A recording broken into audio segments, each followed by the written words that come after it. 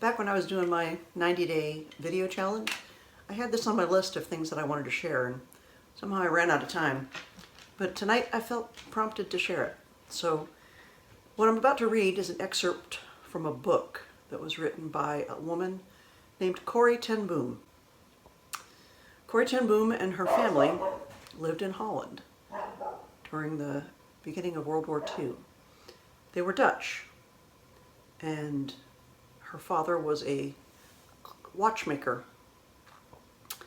And their shop, they had their living quarters were at the top of the shop, above the actual watch shop. Anyways, when the Nazis started corralling the Jews and hauling them off to concentration camps, Corrie's father and mother determined they were going to do everything that they could. So they hollowed out a room in the attic, and they hid a bunch of Jewish people who were trying to escape, and then they ended up having to hide their family. I forget how long they actually spent up there, but anyways, long story short, they were found out, and they and their family were all hauled off to concentration camps as well. I'm not sure where her parents ended up, but Corrie and her sister Betsy ended up at a concentration camp called Ravensbrück.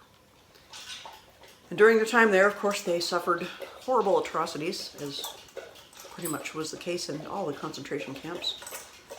But during their time there, Corrie's sister Betsy died. Corrie actually survived the traumatic events and ended up being released towards the end of the war.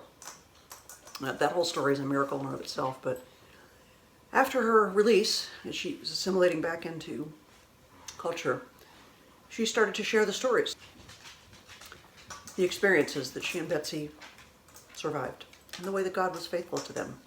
Even in the midst of horrible, horrible circumstances, God was still faithful, and Betsy, her older sister, was always quick to recognize the blessings in even the most dire circumstances. So Corrie traveled around telling her story, and that's where what I'm about to read is an excerpt from one of those events. It was in a church in Munich that I saw him, a balding, heavy-set man in a gray overcoat, a brown felt hat clutched between his hands. People were filing out of the basement room where I had just spoken, moving along the rows of wooden chairs to the door at the rear. It was 1947, and I had come from Holland to defeated Germany with the message that God forgives. It was the truth they needed most to hear in that bitter, bombed-out land, and I gave them my favorite mental picture. Maybe because the sea is never far from a Hollander's mind, I like to think that that's where forgiven sins were thrown. When we confess our sins, I said, God casts them into the deepest ocean, gone forever. The solemn faces stared back at me, not quite daring to believe. There were never questions after a talk in Germany in 1957. People stood up in silence. In silence, they collected their wraps. In silence, they left the room. And that's when I saw him, working his way forward against the others. One moment I saw the overcoat and the brown hat. The next, a blue uniform and a visored cap with its skull and crossbones. It came back with a rush. The huge room with its harsh overhead lights. The pathetic pile of dresses and shoes in the center of the floor. The shame of walking naked past this man. I could see my sister's frail form ahead of me, ribs sharp beneath the parchment skin. Betsy, how thin you were. Betsy and I had been arrested for concealing Jews in our home during the Nazi occupation of Holland. This man had been a guard at Ravensbrück concentration camp, where we were sent. Now he was in front of me, hand thrust out. A fine message, Fräulein. How good it is to know, as you say, all our sins are at the bottom of the sea. And I, who had spoken so glibly of forgiveness, fumbled in my pocketbook rather than take that hand. He would not remember me, of course. How could he remember one prisoner among those thousands of women?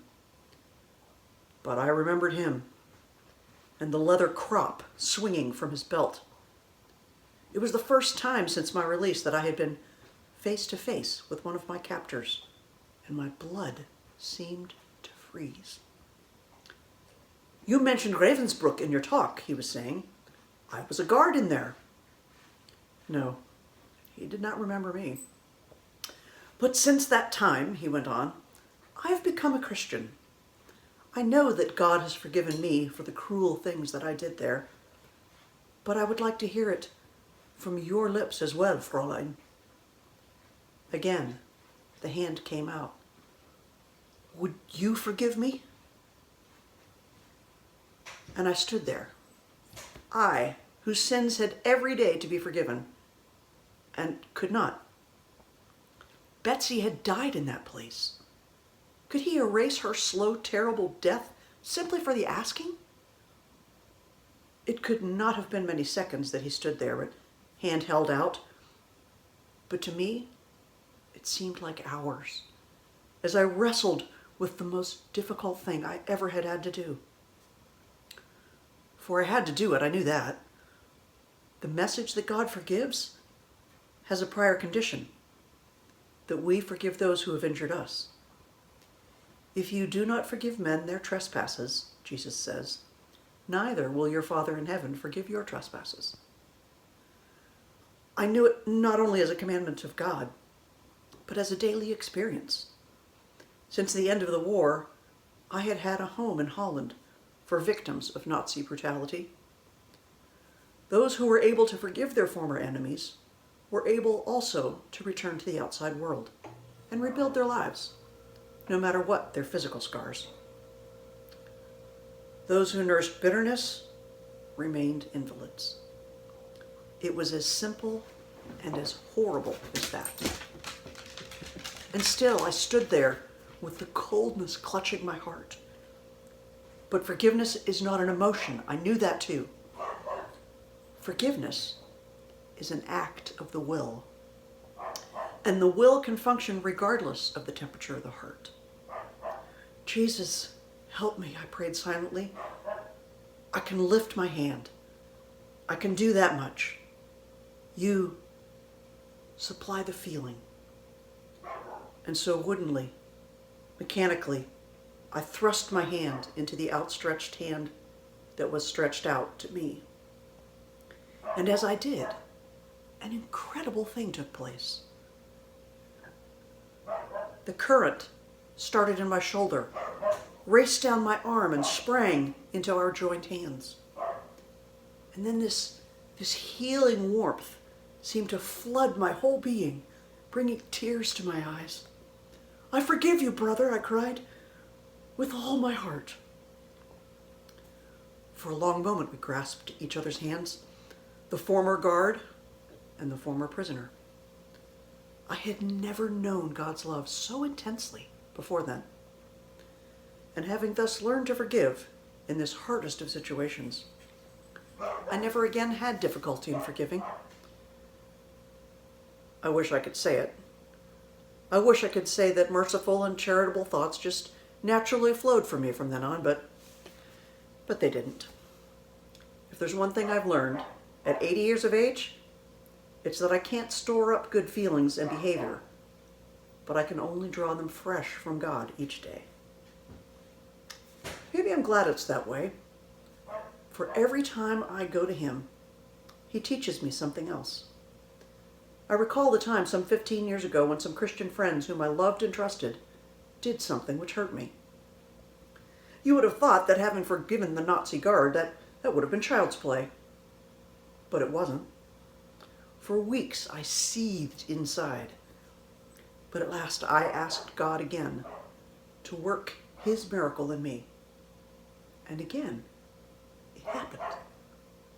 First, the cold-blooded decision, and then the flood of joy and peace. I had forgiven my friends, and I was restored to my Father.